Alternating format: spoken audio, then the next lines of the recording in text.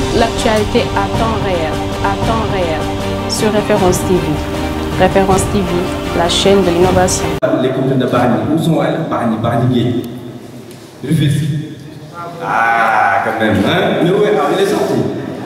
Bon, c'était juste donc vous remercier d'abord donc pour votre présence. Et c'est pas facile du tout de vous déplacer donc au Rufisque Bargny donc pour être là aujourd'hui. Donc sincèrement, je voulais que vous-même vous applaudissez vous-même parce que c'est extrêmement important. Voilà. Donc tout d'abord, je vais vous présenter, moi je me nomme Seyni. Donc je suis le directeur du cabinet MBS, management business stratégie. Donc tout le monde en tant que cabinet MBS, recrutement, même certains me disent mais c'est, mais oui c'est. Bon, je pense que je suis là. Voilà, même si je souffre trop avec les recrutements, mais quand même nous sommes là. Et nous sommes là aussi pour aider les jeunes. Nous sommes là aussi donc pour donner de l'emploi aux jeunes. Donc sans plus tarder aujourd'hui, quand même, si vous avez vu le thème, c'est l'utilité des compétences sans les diplômes dans le milieu professionnel. Ça parle, n'est-ce pas? Donc c'est un thème qui est très sensible, mais qui est très important. Et voilà. Donc où sont les diplômés d'abord? Où sont les diplômés d'abord? Bac plus 1, Bac plus 2, ça dépend. Même baccalauréat, vous avez vos diplômes. Même si vous avez vos diplômes. Voilà, tout cela c'est un diplôme. Vous avez vu? Donc en fait, c'est l'obsession. Parce que nous sommes obsédés dès l'enfance par les diplômes. Et ce sont nos parents, ne sont pas coupables aussi, pour se dire la vérité. Parfois aussi, ils nous obligent à faire des mauvais choix. Parce que depuis nos bas âges, on nous dit, bon, tout cela ce sont les diplômes. Parce qu'ils pensaient que ce sont les diplômes qui vont vous permettre d'être opérationnel dans une entreprise. Alors que c'est 95%, 99% même faux. Sérieux. Parfois, on perd du temps. Je vous explique une anecdote. Vous savez, moi, je n'ai pas master 2. J'ai pas master 2. J'étais à l'université, j'ai eu mon baccalauréat en 2015. J'étais à l'université. J'ai fait là-bas. Je me dis ça, si je reste ici, je vais avoir 30 ans, 40 ans, donc être ici, donc juste pour bactériser des leçons, 2h du matin, 3h du matin, comme on fout. Vous voyez ceux qui l'ont surmonté là, vous pensez que donc ils sont parce qu'ils sont tout accumulés donc du savoir dans leur tête. Alors que la tête là, c'est pas fait pour capter, c'est fait que pour réfléchir, c'est fait que pour mettre en place des stratégies pour permettre d'aller de l'avant. Mais les gens parlent comme des cahiers, même à CM2, 6e, on fait bactériser des leçons, on nous réveille à 5h du matin. Il faut les leçons lues, les leçons non suivies. Tout cela sont des économies. Aujourd'hui, nous sommes là, on sait que ce sont des fausses informations. Voilà. Donc, si on regardait jusqu'à l'enfance, aujourd'hui, le temps qu'on a perdu, j'ai dit, vous voyez quelqu'un qui court derrière le baccalauréat pendant 5 ans, il pense que c'est le baccalauréat qui va lui permettre de travailler. Est-ce que c'est sérieux ça? Aujourd'hui, on va se dire la vérité. Ce sont les compétences qui priment. Parce que moi, en fait, souvent sur les graduations là, donc je pars là-bas pour regarder les gens. Bien habillés comme ça. On vous donne votre diplôme. Tu es content. Vous prenez une photo comme ça. Voilà. Donc, et vous invitez toute la famille, tout le monde est là. Maintenant, une fois sur place, une fois qu'on vous remet votre diplôme, allez à la maison, qu'est-ce que vous allez dire? Vous regardez le diplôme comme ça. Vous savez que vous ne pouvez pas travailler avec ça parce que vous n'avez pas pratiqué ce que vous avez appris. Et ça, c'est désolant. Vous avez payé des millions. On a mangé de l'argent là-bas. Les 1,4 million, 3 ans, 2,5 millions, 3 ans. On remet votre diplôme. Même sur les 3 ans, vous n'avez même pas à avoir 2 mois de stage. Moi, je vous dirais, il faut être très open dans la vie. Parce qu'actuellement, nous tous nous sommes responsables de notre avenir. Si on joue avec ça, on va être. Là, vous pensez que 25 ans, si vous êtes jeune, non, 18 ans, vous êtes plus jeune. On se dit la vérité.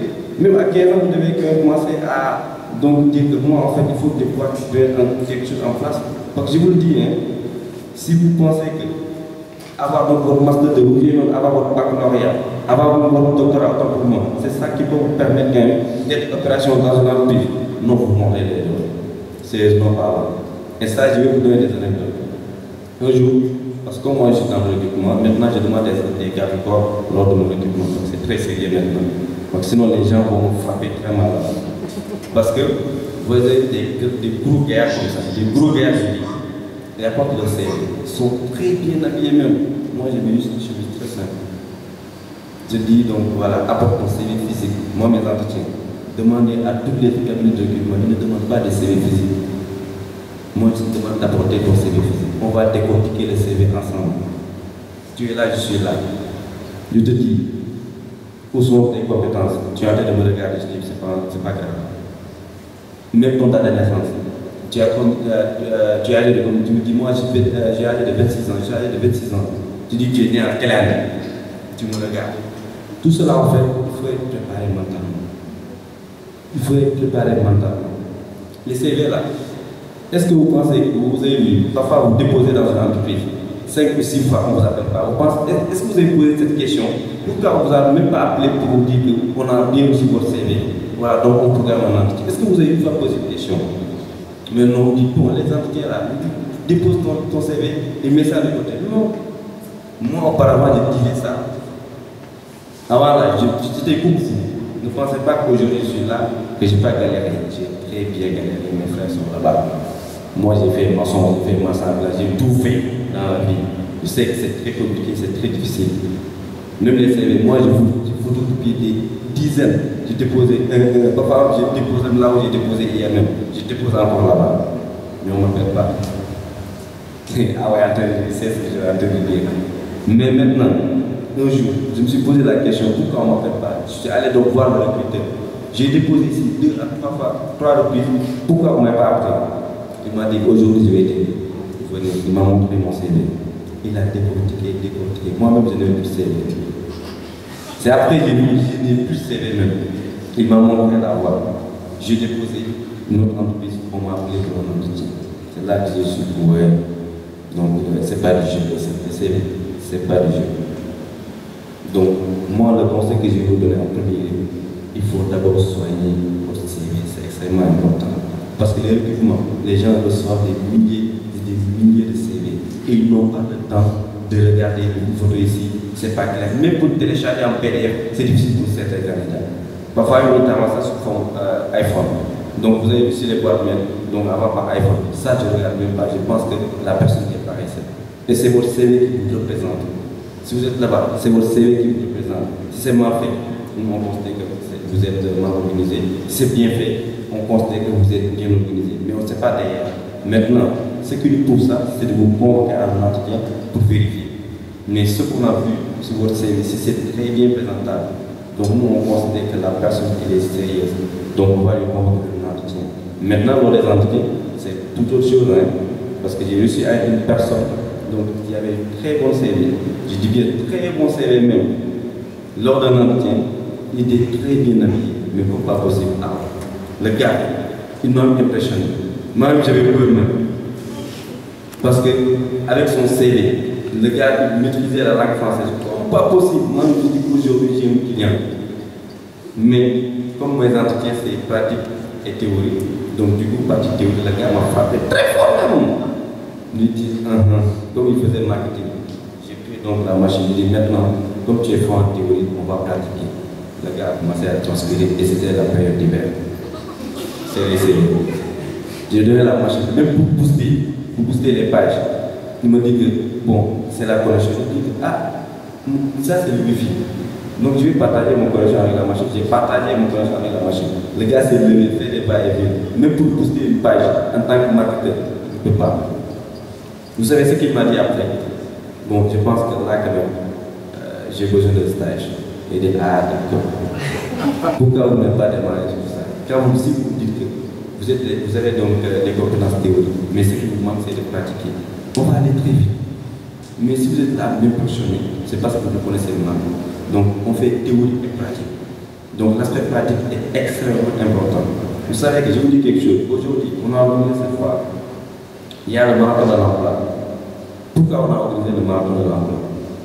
Parce que nous avons des partenaires qui sont prêts à prendre des jeunes pour travailler. Mais ce n'est pas pour prendre, mais il faut prendre des personnes compétentes pour qu'ils puissent faire le travail. C'est important. Les entreprises souffrent. Est-ce que vous savez qu'avoir des ressources humaines incompétentes, c'est ça en fait, les employeurs ils souffrent parce qu'ils n'ont pas des personnes qui sont capables à tenir, qui sont capables à faire le travail. Mais ils veulent recruter. Moi, quand quand j'entends les gens dire, bon, le Sénégal, il n'y a pas de travail, moi j'ai rié, auparavant je disais ça. Parce que quand tu sais, tu ne sais pas. Mais si tu es dans le milieu, c'est là que tu vois qu'il y a beaucoup de choses à comprendre. Parce qu'il y a du travail, je vous assure, il y a énormément de travail. Mes partenaires me sollicitent tout le temps, mais ce sont les domaines. Parce que vous voyez quelqu'un, il a un seul domaine, ça c'est pas bon. Il faut diversifier les compétences. Parfois, tu peux être un marketeur, un développeur, un designer. Tu as déposé pour être un designer. Malheureusement, j'ai vu des personnes beaucoup plus compétentes sur ça. Mais j'ai vu de l'autre côté, tu es un marketeur, en même temps aussi un développeur. Donc, tu peux te prendre en tant que marketeur ou développeur. Là, tu as diversifié ces compétences, même si au départ, tu étais là pour être un designer. Donc, c'est ça en fait, diversifier vos compétences. Il ne faut même pas jouer avec ça. Il ne faut même pas jouer avec ça. Moi, si vous voyez les maçonniers, les menuisiers, de suite là, eux, ils ont les compétences. Hein. C'est parce que parfois, ils sont délaissés par la société, parce qu'ils n'ont pas de diplôme. Donc, du coup, quand en fait, Ao s'est bien habillé, ou bien Ndiaga s'est bien habillé comme ça, donc il a son diplôme. Donc, lui qui n'a pas son diplôme, il est gêné en fait, parce que c'est notre société. Si tu n'es pas diplômé, on ne te considère pas. On pense que tu n'es rien en fait. Mais dans les entreprises, si tu n'es pas compétent, c'est d'avoir ton master de doctorat, donc tu vas rester derrière. Qui a une fois fait 6 mois de stage ici dans la salle? Levez la main s'il vous plaît. 6 mois de stage. Une seule personne. Tout à l'heure, quand j'ai demandé quelles sont les personnes qui viennent me tout le monde levait la main. 6 mois de stage. Là, c'est grave. C'est très grave. Moi, j'ai fait 6 mois de stage. 1 an sans rémunérer. Je paye mon propre transport. Mais je savais que l'argent vient. Je savais que ce que j'étais en train de faire, c'est une stratégie. Je ne jouais pas en fait. Je vous donne un secret. Si vous n'avez pas encore de stage, allez chercher le stage d'abord. Il faut être modeste dans la vie. Mais nous, on aime trop l'argent, mais on n'aime pas être fatigué. C'est ça notre problème. Est-ce que vous savez que nous, on travaille presque H24? Je dis, on travaille presque H24. Vous recrutez les gens, ceux qui vont vous demander en premier, quels sont les horaires de travail? Moi, tu me poses cette question, je te donne les horaires, mais tu es foutu après. Une personne qui est là, dans un recrutement, pour calculer les horaires de travail, ce n'est pas un bon esprit. Il n'est pas là pour travailler, il est là pour calculer son argent après. Il est là pour jouer tous les jours, pour calculer le nombre de mois. Ah, aujourd'hui c'est le 15, donc du coup, comme j'avais une dette de 50 000 francs, même si je dois arrêter, je vais essayer de terminer le mois, de cesse pour compléter après. C'est ça en fait, on joue avec ça. On n'est pas là, on ne se concentre pas sur le travail, mais on se concentre sur l'argent. L'argent c'est bon, hein, c'est très bon même. Mais les compétences priment d'abord. Si vous avez les compétences, l'argent ça vient naturellement. Naturellement. Donc nous sommes très jeunes. On doit se concentrer sur notre avenir, on doit se concentrer sur nos compétences. Parce que les compétences que vous avez, les compétences que vous maîtrisez, même si vous voyagez à l'extérieur, ça dépend. On vous demande qu'est-ce que vous savez faire d'abord. Parce que là-bas, les diplômes, ça ne tue pas. Eux, ils se concentrent même pas sur les diplômes. Moussa est là avec son caméra. Vous pensez que ça, moi je peux le faire, je ne peux pas le faire. Est-ce que vous pensez que Moussa a un master 2? Si tout cela, si par exemple le président peut appeler donc la presse et tout, si nous sommes ici dans la salle, il y a des étudiants en journalisme, alors qu'ils ne savent même pas donc tenir le micro, ils ne savent même pas poser une question, ou bien un cadre qui ne savent même pas utiliser donc une caméra. Donc est-ce qu'eux, ils peuvent aller donc dans une cérémonie, dans une cérémonie privée et tout? Non. Même si vous devez remettre donc du matériel, il ne peut pas le faire. Et pourtant, il a les diplômes pour ça. Mais nous, on joue trop avec ça. Et ça, c'est très dangereux. Maintenant, on va étudier. On va se délaisser. Le stress, parce qu'on n'arrive pas à trouver le travail, parce qu'on sait qu'être un responsable, 25 ans, 27 ans, tu n'as pas encore de travail. Là, c'est très lourd. Et c'est très compliqué.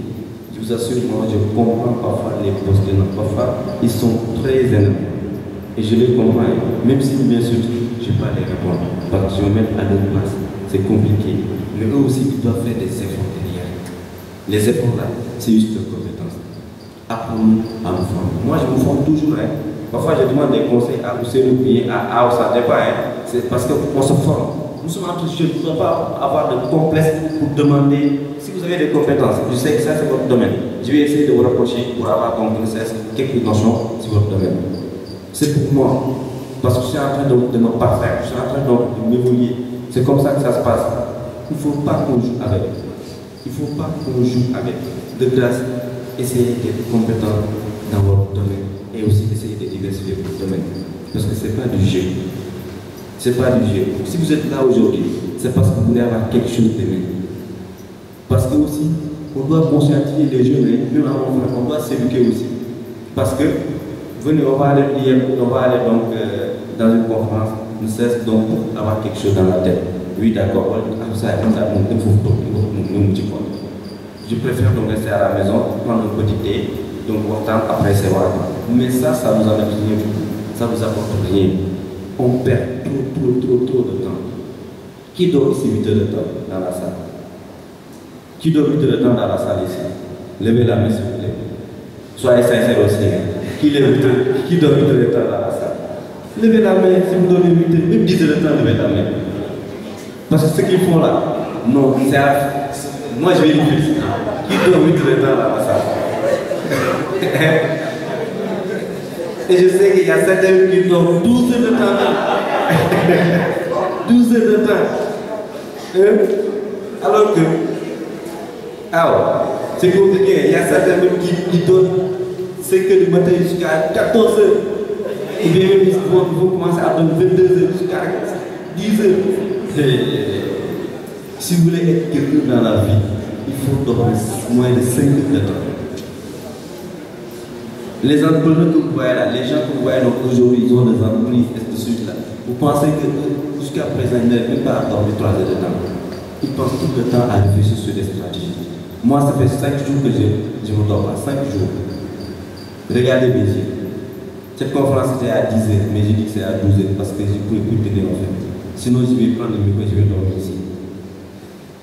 Il faut en fait prendre votre temps, arrêter de dormir 8 heures de temps, 10 heures de temps, s'il vous plaît. Et les TikTok là, il faut les éviter aussi. Les YouTube, s'il vous plaît, de grâce. Si vous prenez votre téléphone, essayez donc de faire des recherches. Il y a des très grands hommes comme Alego Dangote, l'homme le plus riche en Afrique. C'est un exemple. Lui, jusqu'à présent, il dort moins de 5 heures de temps. Il travaille 8 heures par jour. Vous pensez que lui, il joue? Bonjour, allons-y.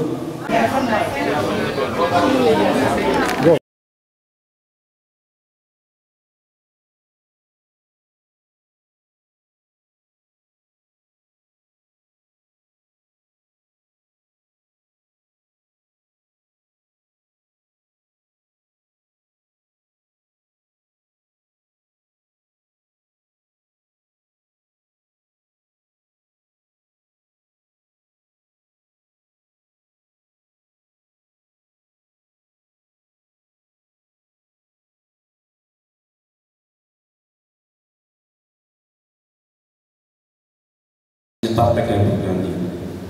Moi, ça fait 2 mois que je n'ai pas vu mes nièces. Et on avait ensemble. Parfois, même les dimanches là, je les fais comme ça, ils me fuient, ils ne me reconnaissent pas. Parce que c'est le boulot. Quand vous êtes difficile à joindre, quand les gens vous demandent, c'est bon. Mais si les gens vous parlent chaque jour, c'est pas bon. Même si vous ne faites rien dans la vie, même si vous ne faites rien à la maison, sortez à la maison. Ne serait que 5 6 heures de temps et revenez. Mais il ne faut pas sortir pour sortir d'elle. Mais il faut sortir pour avoir quelque chose, pour déposer vos CV, pour demander des conseils, voilà. Donc, fréquenter les gens avec qui pour vous faire donner des conseils à grandir. Il ne faut pas fréquenter n'importe qui. Ça, je vous le dis carrément, il ne faut pas fréquenter n'importe qui. À cette étape où je suis là, je ne fréquente pas n'importe qui. Les personnes avec qui peuvent m'apporter rien dans la vie, je ne vais pas les fréquenter. Je fréquente des grands hommes, je fréquente des autres personnalités. Je fréquente des doyens, je vais apprendre à leur côté, c'est important. Vous savez, si je contacte en fait Cher, Aou, Habib, Ngaï, si je les contacte, c'est parce que je sais qu'ils sont des jeunes comme moi, ils sont compétents comme moi, eux aussi, ils sont des jeunes qui ont des visions aussi. Il ne faut pas fréquenter n'importe qui. Si vous fréquentez quelqu'un qui n'a pas d'ambition, il faut le laisser. C'est comme les filles, si vous fréquentez un homme qui n'a pas d'ambition, même s'il a de l'argent, il n'est pas ambitieux, il faut laisser cet homme. Oui. Si vous devez faire un choix entre un homme qui a de l'argent et un homme qui est ambitieux, prenez l'homme qui est ambitieux. Parce que l'homme qui a de l'argent, s'il n'a plus d'argent, il reste comme ça, allez trouver donc pas en argent. Oui, mais une personne, un homme qui est ambitieux, il peut aujourd'hui faire l'avocat, mais il va faire tout de même pour te mettre dans un château. C'est ça être ambitieux. Donc, je vous conseille d'avoir un vif d'esprit, d'être très ambitieux dans la vie, également aussi essayer de grandir et aussi chercher beaucoup plus de compétences. Je vous fais confiance, je sais que aussi vous allez donc pour apporter beaucoup de choses dans ce pays. Merci beaucoup. Toute l'actualité à temps réel, sur Référence TV. Référence TV, la chaîne de l'innovation.